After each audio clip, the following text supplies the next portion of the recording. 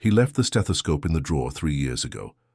But tonight, as the storm raged outside, a desperate knock on his door might pull him back into the life he thought he'd left behind. If stories like this remind you of the quiet strength we all carry, consider liking this video and subscribing for more tales that stay with you long after the screen fades to black. The city lights below flickered like scattered stars, but inside the office everything felt sterile. The glow of her laptop reflected in Emma Whitmore's tired eyes. The clock on the wall read 6:47 p.m., though it might as well have been midnight for how heavy her shoulders felt. Stacks of reports lay untouched on the glass table, each one screaming for her signature. The conference call had run longer than expected. It always did. She pinched the bridge of her nose, inhaling sharply, then reached for her phone. As if on cue, the screen lit up. Sophie. Home Emma froze. The sound of her daughter's ringtone, light and chirpy, seemed out of place in this cold room. She swiped to answer. "Mum?" The voice on the other end was soft, tentative. Emma straightened in her leather chair. "Hey, sweetheart, what's wrong? Are you coming? You promised today we'd go to the bookstore, remember?" Emma's lips parted. She had promised, a rare window in her overstuffed schedule carved out just for Sophie. I'll be there," she said finally.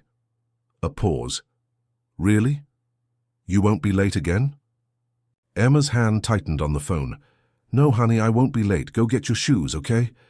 "Okay." The call ended. Emma set the phone down gently, staring at the screen for a long moment. A photo of Sophie beamed back at her, wide, brown eyes curls tumbling down her cheeks. A gap-toothed smile. Emma leaned back, her gaze tracing the city skyline. Out there, hundreds of people were hurrying home, arms full of grocery bags or holding onto children's hands. She was the CEO of Whitmore Technologies, a name spoken in boardrooms with respect and fear, yet in this moment she felt like a fraud. She closed her laptop with a soft click. The sound echoed louder than she expected. Grabbing her coat, she whispered, to no one in particular, "This time I'll make it." The office lights dimmed automatically as she stepped out, the empty room swallowing her promise whole. The sound of laughter and footsteps echoed through the mall's vast atrium, mingling with the faint scent of cinnamon from a nearby bakery.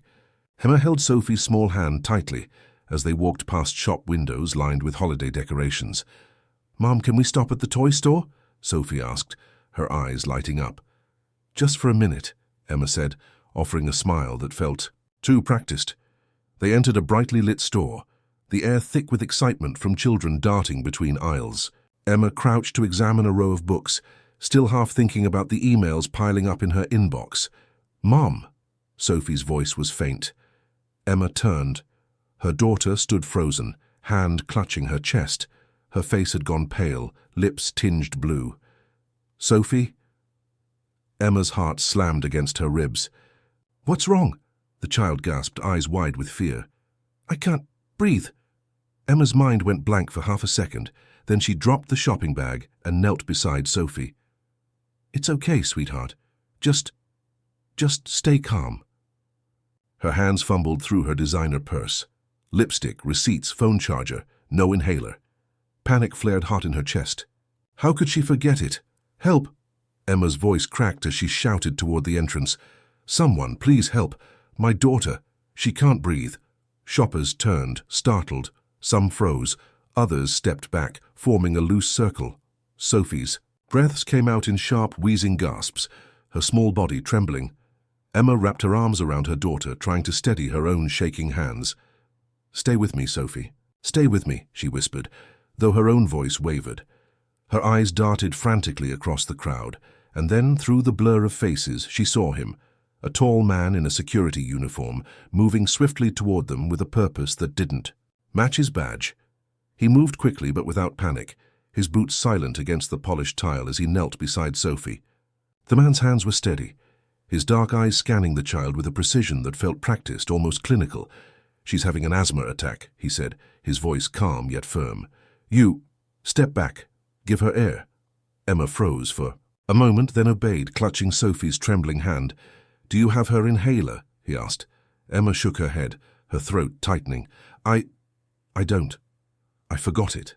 Please." Help her. The man reached into the side pocket of his security vest and pulled out a small, well-worn inhaler. He checked the dose, then crouched lower, his voice softening as he spoke to Sophie.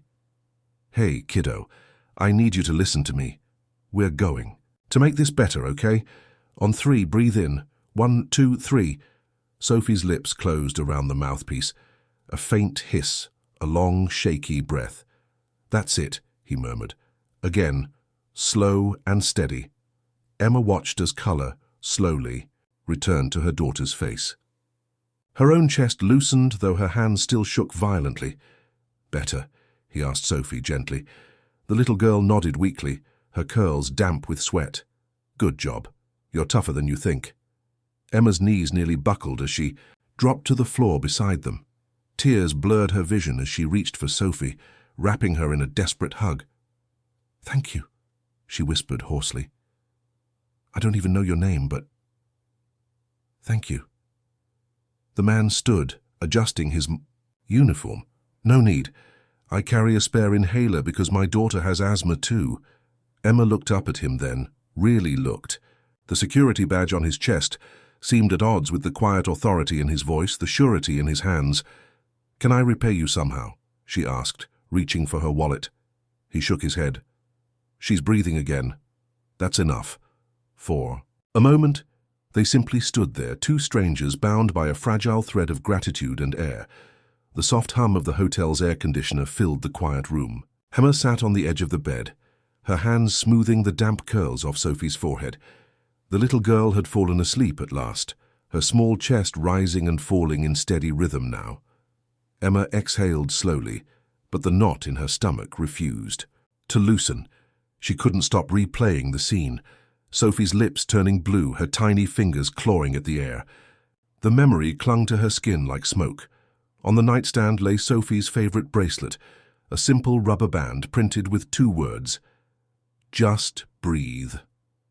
Emma had bought it at the pharmacy weeks ago as a silly trinket. Now it felt like a cruel reminder. She picked up the bracelet, turning it over in her fingers. "You're supposed to be prepared," she whispered to herself. "You're the one who plans everything, and you forgot the most important thing." In the soft glow of the bedside lamp, Sophie shifted, murmuring in her sleep. Emma leaned down and kissed her daughter's cheek, tasting the salt of her own tears. Her phone buzzed on the table. Emails and missed calls stacked up like a wall waiting to collapse. She turned it face down. For once, the world could wait. Emma curled up beside Sophie, resting her hand over the child's small chest, feeling the faint thrum of her heartbeat. "Just breathe," she whispered again, this time to both of them. The apartment was small but tidy, every surface wiped clean, every corner speaking of quiet routines. The aroma of simmering soup drifted from the kitchen, warm and comforting against the cool autumn air seeping through the cracked window. Ethan stood at the stove, stirring with one hand while holding a carrot slice toward his daughter with the other. "Here, taste this for me," he said. Lila, perched on a stool with her knees tucked under her chin, took the carrot and chewed thoughtfully. "Needs more salt," she announced, her eyes sparkling. Ethan smiled, the same smile that had once calmed frantic parents in emergency rooms, now belonged entirely to this child. "More salt it is, Chef," he replied, reaching for the shaker. On the dining table sat a worn leather bag. Half-zipped, its contents peeked out. A stethoscope coiled neatly, its metal chest piece catching the dim light from the overhead bulb. Ethan's eyes lingered on it for a moment too long. Lila's voice pulled him back. "Dad, why don't you work at the hospital anymore?" The question hung in the air. "I work here now," he said gently, tapping her nose with his finger. "This kitchen's my new ER." Lila giggled, but her gaze drifted to the stethoscope. "Do you miss it?" she asked softly. Ethan didn't answer right away. He turned off the stove, set down the ladle, and knelt to meet her eyes. "I miss helping people," he said finally. "But you needed me more." Lila wrapped her arms around his neck. "I'm glad you're here." He hugged her tightly, breathing in the scent of her hair, as if anchoring himself to this small, fragile world they'd built together. Behind him, the stethoscope lay silent, still carrying echoes of another life. The park was quiet that morning. Golden leaves drifted lazily to the ground as Sophie kicked at a small pile near the bench where Emma sat. "Don't go too far," Emma called, her voice softer than usual. Sophie didn't answer. Her attention was caught by another little girl, crouching by the fountain.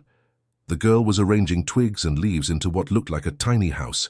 "Hi," Sophie said shyly, her curls bouncing as she approached. "Oh, what are you making?" "A fairy house," the other girl replied without looking up. "Fairies need somewhere warm when it's cold." Sophie smiled. "Can I help?" The girl finally looked at her, brown eyes curious. "Sure, I'm Lila." "I'm Sophie." Together they began lining up pebbles to make a path. The two bracelets on Sophie's wrist clinked lightly as she worked, the words, "Just breathe," catching Lila's eye. "I have one like that too," Lila said, holding up her own bracelet. Sophie stretched out her arm and the two rubber bands bumped together with a soft click. "Best friends?" Sophie asked. "Best friends," Lila said with a grin. From the bench, Emma watched the exchange, her heart aching at the ease with which children found connection. A few feet away, Ethan leaned against a lamppost in his security jacket, observing Lila quietly. Their eyes met briefly. Neither spoke, but a faint nod passed between them, a silent acknowledgement of shared burdens and fragile hopes. As the girls laughed, their bracelets clinked again, a small sound, yet somehow louder than the autumn wind. The small cafe smelled faintly of roasted coffee and warm bread. Emma sat across from Ethan at a corner table, her tailored blazer sharply pressed even on a Saturday. Sophie and Lila giggled over a shared plate of fries, their bracelets clinking softly every time they reached for ketchup. "Thank you for joining us," Emma said, her fingers wrapped tightly around her coffee cup. "The girls seem inseparable." "Already?" Ethan gave a small nod. "Kids are good at that, they don't overthink." Emma offered a polite smile, unsure how to respond. A silence settled between them, broken only by the clatter of dishes from the kitchen. "So," she began, cautiously, "how long have you been working at the mall?" "About 3 years," Ethan said, taking a slow sip of water. "Before that," he paused. "Other jobs, security, odd shifts." Emma tilted her head, studying him. There was something in his voice, an undercurrent of finality that warned her not to push further. "You seem calm," she said. "Even when Sophie was in distress, you didn't hesitate."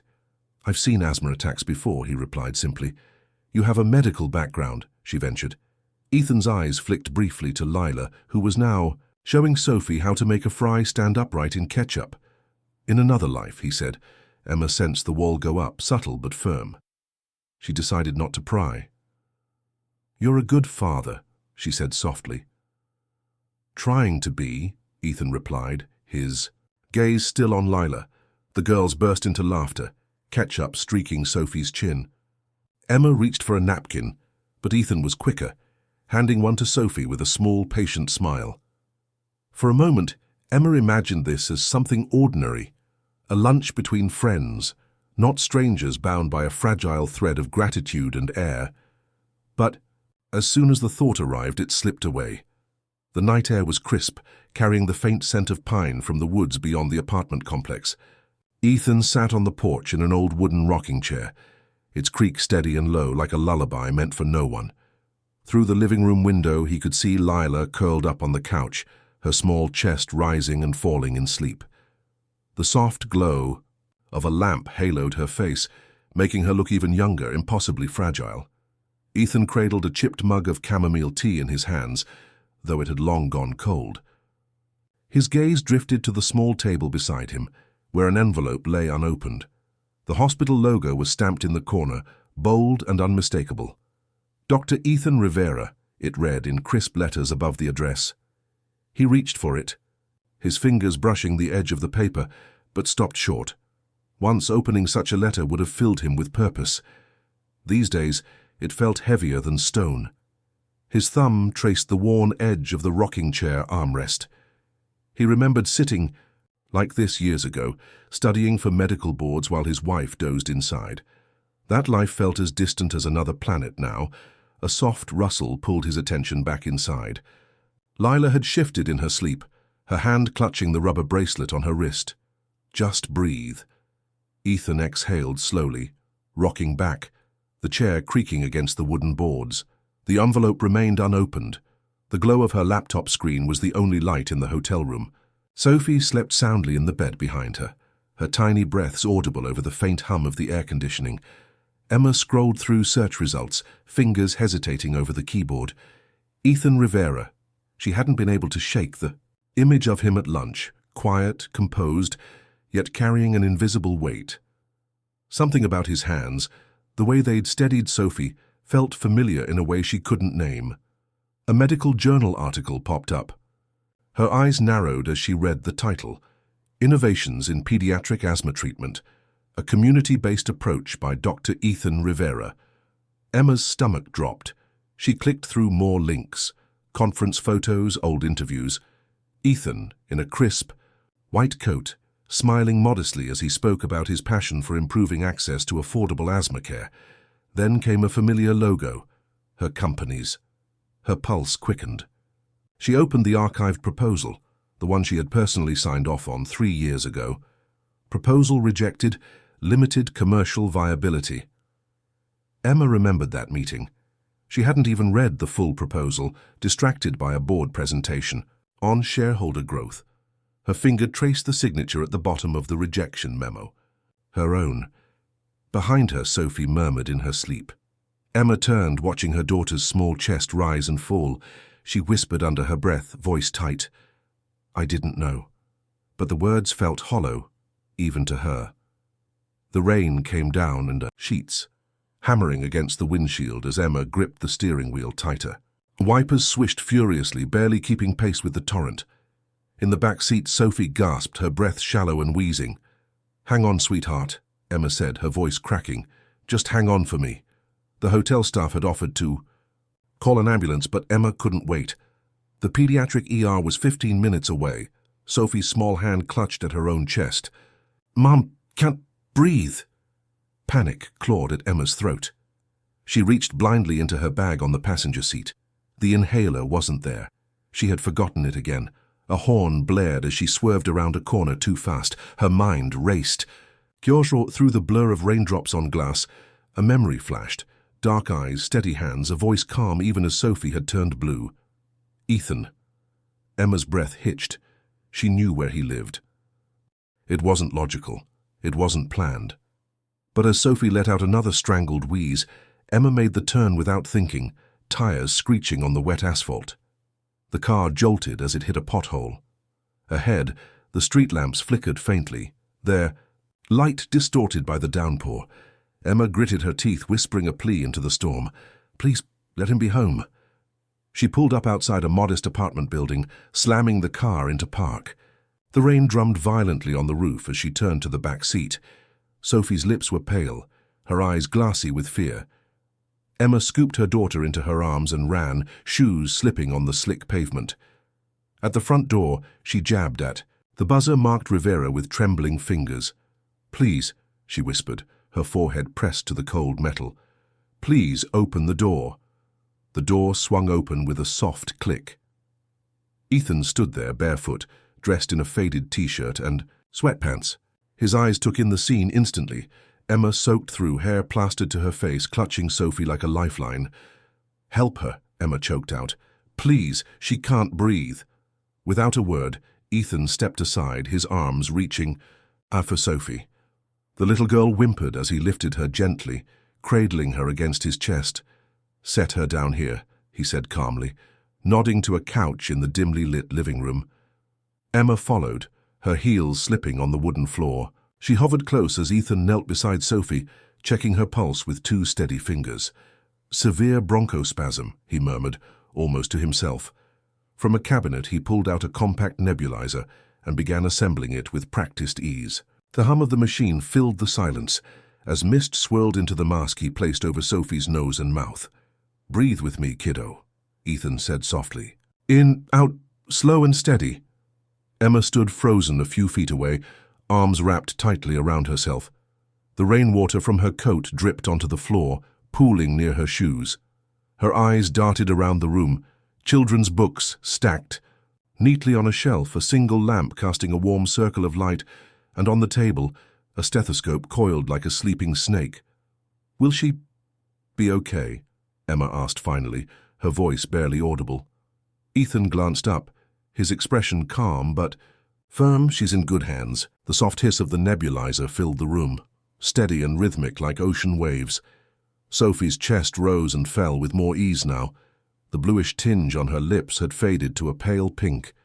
A faint flush returned to her cheeks as her lashes fluttered. Emma let out a breath she hadn't realized she was holding. She sank onto the edge of the couch, her coat still dripping rainwater onto the hardwood floor. Her fingers brushed the damp curls off Sophie's forehead, lingering there as if afraid the child might slip away again. The bracelet on Sophie's wrist caught her eye. "Just breathe," printed in fading letters across the rubber band. Emma's vision blurred. She cupped her hand over her mouth to muffle the sound as a sob escaped her throat. Rain tapped gently against the window now, the earlier storm reduced to a soft drizzle. The lamplight pooled around Ethan as he crouched by the machine, watching Sophie's breathing with quiet focus. "She's stable," he said at last, his voice low but sure. "She'll be okay." Emma nodded, unable to speak. Her tears slid down, mingling with the rainwater still clinging to her face. She didn't bother to wipe them away. Ethan stood slowly, his eyes meeting hers across the small room. There was no judgment in his gaze, only a weary understanding that made her chest tighten. "Thank you," she whispered, the words fragile and raw. "You're welcome," he replied simply. For a long moment the only sound was the faint hum of the machine and the slow, steady breath of a child finally at peace. The rain had stopped hours ago, but the air still smelled of wet earth and asphalt. Emma sat stiffly on the edge of the couch, watching Sophie sleep on the other side of the room. Her little chest rose and fell steadily now, a soundless rhythm that felt like a miracle. Ethan leaned against the kitchen counter, arms crossed loosely, his eyes on Lila curled up in the armchair. The dim glow of a single lamp made the room seem smaller, almost intimate. "I owe you more than I can ever repay," Emma said finally, her voice barely above a whisper. Ethan didn't look at her. "You don't owe me anything. I was just doing what any parent would do." Emma swallowed hard, her fingers twisting the hem of her sleeve. "No," she said. "It's more than that." Ethan's eyes flicked toward her, questioning, but silent. "Know who you are," Emma continued. "Dr. Ethan Rivera, the pediatrician who designed a low-cost asthma delivery system for underserved communities." A muscle in Ethan's jaw tightened. "I also know your proposal crossed my desk 3 years ago, and I was the one who recommended rejecting it." Silence fell heavy in the room, broken only by the faint hum of the refrigerator. "I didn't know then what I know now," Emma whispered. "I didn't see the faces behind the numbers. I didn't—" Her voice cracked. "I didn't care enough to see." Ethan's gaze dropped to Lila, her small fingers clutching her blanket. He took a slow breath, his expression unreadable. "Do you want me to say I forgive you?" he asked softly. Emma shook her head. "No, I just needed you to know." The lamp flickered slightly as Ethan lowered himself into the armchair across from Emma. For a long moment he said nothing, only staring at the faint ring left by his coffee mug on the table. "When Lila was born," he began softly, "I thought I could do it all. Be the doctor who saved lives, and the father who read bedtime stories." Emma stayed silent, her hands folded in her lap. "I missed her first steps," Ethan continued. "I was on call, running between 2 coding children in the ER. When she spoke her first words, I was in a conference room arguing with executives about funding for that same asthma project." His fingers traced the armrest absently, knuckles pale. "My wife, she didn't say much at first, just kept packing bags every time I missed dinner. One night she left for good, said she couldn't raise Lila alone while I tried to save every other child in the city." He paused, eyes drifting to where Lila slept, curled like a comma on the couch. She wasn't wrong. Lila needed one parent who was there, fully there. Ethan looked back at Emma, his voice steady but tinged with a quiet ache. "So I left medicine. Traded my stethoscope for a security badge, because it's easier to keep a promise to one little girl than to the whole world." Emma blinked rapidly, her throat tight. "You gave up everything, she said softly. No, Ethan corrected gently. I kept the one thing that mattered most. The room fell silent again, but it wasn't heavy this time. It felt like an exhale. The hotel room was silent except for the faint hum of the city beyond the glass. Emma sat at the small desk, her coat draped over the chair, rainwater still seeping into the carpet below. The faint smell of Sophie's lavender shampoo lingered on her hands. She stared at her laptop screen, emails and spreadsheets glowing like accusations in the dark. But her eyes drifted to the edge of the desk, where a crumpled sheet of paper lay, a child's drawing. 2 pink lungs, clumsy but bright, with stick figure Sophie smiling beneath them. In shaky letters, the caption read, "Thank you for helping me breathe, Mommy." Emma picked up the drawing, smoothing the wrinkles with trembling fingers. Tears stung her eyes as her thumb traced Sophie's crooked handwriting. "You don't deserve her," she whispered into the empty room, her reflection in the black screen. Of her laptop stared back, sharp suit, perfect hair, a mask of competence. But under it she saw a woman who had built an empire on decisiveness and yet failed to carry an inhaler for her child. Emma pressed the drawing to her chest. The paper crinkled under her grip as a sob escaped her lips. Her phone buzzed nearby, another meeting request lighting up the screen. She didn't reach for it. Instead, she whispered the words on Sophie's bracelet. "Just breathe." The morning light streamed through the floor-to-ceiling windows of Whitmore Technologies' executive office, catching on glass awards lined. Neatly along the shelves, Emma stood at the head of the long conference table, her posture straight but her jaw tight. "Pull up the asthma care proposal from 3 years ago," she instructed, her voice calm but edged with urgency. Her assistant blinked, fingers pausing mid-keystroke. "The Community Delivery System project? That one was archived after the board—" "I know," Emma interrupted. "It was rejected. By me." The words tasted bitter even as she said them aloud. The assistant hesitated. "Do you want me to prepare a market viability report?" "No," Emma said firmly. "I want you to prepare a social impact report. Include cost projections and potential partnerships with local clinics. This time, we focus on lives, not margins." The assistant nodded quickly and left the room. Alone now, Emma sank into her chair. Her eyes wandered to a framed photo on her desk, Sophie, her gap-toothed grin wide as she held up a crayon drawing of lungs. "Thank you for helping me breathe, Mummy." Emma picked up the photo, running, her thumb over the glass. "This time," she whispered, "I won't fail you or anyone else's child." Outside, the city roared on, oblivious to the shift happening in this quiet office. But Emma felt it in her bones, the first stirrings of something she hadn't felt in years. Conviction. The manila envelope sat on the kitchen table like a sleeping animal, harmless yet heavy with unspoken weight. Ethan stared at it, his coffee growing cold in his hand. On the top corner, Whitmore Technologies' logo gleamed faintly under the afternoon light. Inside was a letter from Emma. No, not just a letter, a full proposal. She had updated his original design, expanded its reach, and restructured the budget. Scribbled on a sticky note in elegant handwriting were 5 words. "Some mistakes can be corrected." Ethan's jaw tightened. For 3 years he had shut that door, convinced himself he'd made peace with the loss of his career. But here it was again, tapping softly at the edges of his carefully rebuilt world. He pulled out the first page, eyes skimming familiar diagrams, his diagrams. The delivery system for pediatric asthma patients. Affordable, scalable, life-saving. The sound of tiny footsteps broke his concentration. "Dad." Lila peeked into the kitchen, her pigtails slightly lopsided. "Dinner's ready. You promised. To set the table with me." Ethan looked up, startled. "Right," he said. "I'll be there in a second." She patted over, her small hands resting on the edge of the table. Her eyes fell on the envelope. "What's that?" she asked.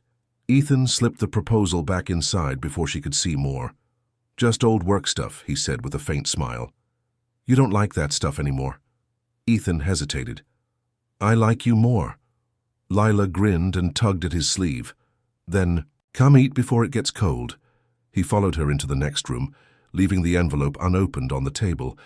But as he walked away, his eyes lingered on it for a beat too long. The house was still. Ethan sat alone at the kitchen table, the proposal spread out before him like a map to a life he no longer lived. The diagram stared back, clean, precise lines that once felt like his heartbeat. His fingers hovered over the sticky note Emma had written. Some mistakes can be corrected. He let out a slow breath. The air smelled faintly of tomato sauce and garlic from dinner. Lila had fallen asleep hours ago, her tiny form curled under a blanket on the couch. Ethan picked up the proposal, flipping through the pages once more. The words blurred as his mind drifted. Late nights in the ER, missed school plays, the sound of Lila's baby laughter echoing in an empty apartment because he wasn't there. His grip on the paper tightened, then loosened. She deserves more than my absence, he whispered into the room. The stethoscope in the drawer seemed to hum softly, calling him back to what he once was. But his eyes turned to the living room, where Lila's small hand dangled off the couch, her rubber bracelet, catching the lamplight. Just breathe. Ethan closed the folder gently, sliding it back into the envelope. Saving one child, he murmured, is enough for me. His voice cracked on the last word. He stood slowly, tucking the envelope into a drawer out of sight. As he turned off the kitchen light, the room fell into darkness save for the soft glow of the lamp where Lila slept peacefully. The boardroom was a cavern of polished wood and glass, sunlight refracted in sharp angles across the glossy table. Emma stood at the head, her tailored suit immaculate, but her eyes held none of the cold detachment they once carried. Around her, other directors shuffled papers, murmuring to one another. Why revisit a dead project? One man asked, his tone clipped. We passed on this asthma delivery system for a reason. Low margins, limited scalability. Emma's fingers brushed the edge of the proposal folder. Because we were wrong, she said, her voice steady.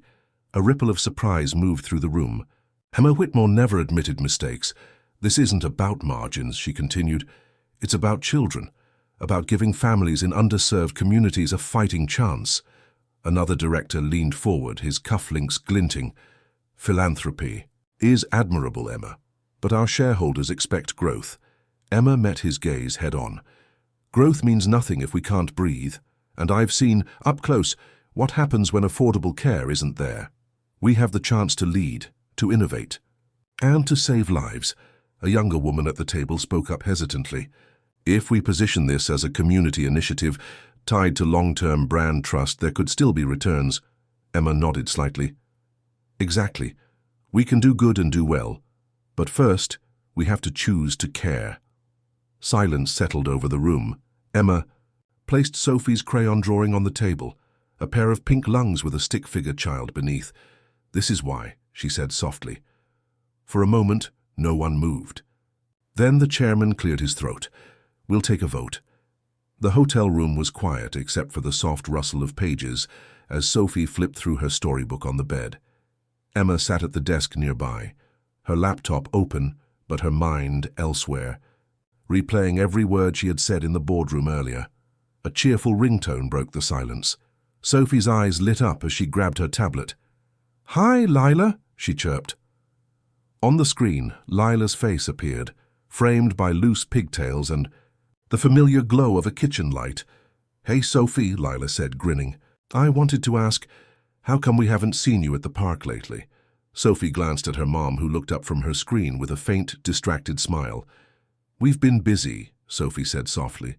"Mom's working a lot." "Oh." Lila frowned. "And what about your mom's friend, the one who gave you the special air thingy?" Sophie tilted her head. "You mean Mr. Ethan?" "Yeah. How come we haven't seen him either? Dad says he's been working a lot too." Sophie traced the rubber bracelet on her wrist. "Just breathe." "I don't know," she said quietly. "Maybe grown-ups forget sometimes." Lila's frown deepened. "They shouldn't forget. He's like a superhero for asthma kids." Emma's hands froze over her keyboard. On the screen, Lila leaned closer, her voice dropping to a whisper. "Do. I think he misses us too." Sophie smiled faintly. "I think he does." The late afternoon sun cast long shadows across the hospital entrance. Ethan stood still on the sidewalk, his hands buried deep in the pockets of his jacket. Through the glass doors, he could see the familiar hustle, nurses moving briskly, doctors in white coats leaning over clipboards. It was a world he used to belong to. His fingers brushed against something cold and metallic in his pocket. Slowly he pulled out the stethoscope, its tubing slightly cracked from years of disuse. He turned it over in his hands. The weight of it felt heavier than he remembered.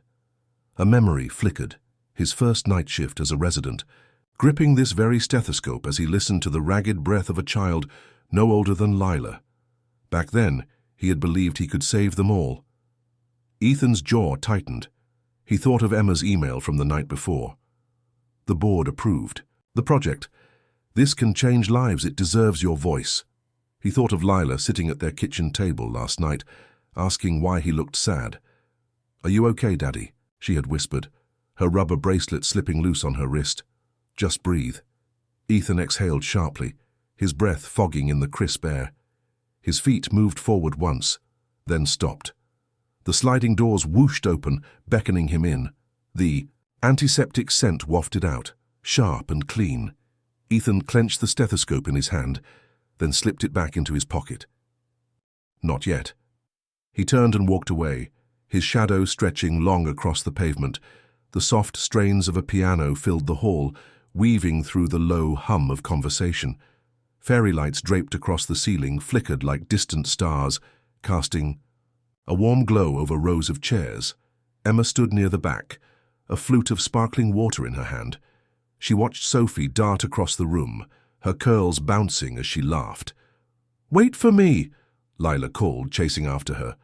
The two girls wove, between clusters of guests, their rubber bracelets clinking together in a cheerful rhythm. "Just breathe." The words printed on both bands seemed almost like a quiet mantra, floating through the room. Emma's lips curved into a smile, though a familiar knot still tugged at her chest.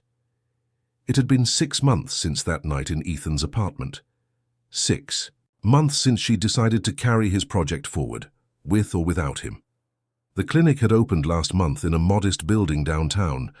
Families came every day. Lives were changing, but some part of her still wished he had been there to see it. A quiet voice broke her reverie. "They seem happy, don't they?" Emma turned. Ethan stood a few feet away, hands in his pockets, his expression calm but unreadable. For a moment she forgot how to breathe. "Yes," she said softly. "They do." His eyes followed Lila and Sophie as they collapsed into a giggling heap near the stage. "I wasn't sure you'd come," Emma admitted. "I wasn't sure either," Ethan said.